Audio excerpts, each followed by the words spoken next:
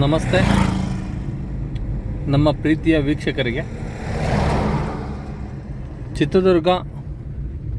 Chitradurga to Challakere state highway ಇದು.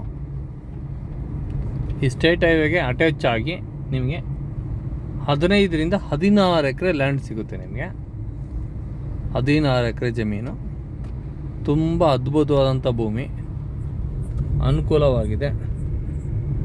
ನಿಮ್ಗೆ ಯಾವುದೇ ಥರ ಸಮಸ್ಯೆ ಇಲ್ಲ. ರೋಡ್ ಅಟ್ಯಾಚು, ಭಾಳ ಅನುಕೂಲವಾಗಿದೆ.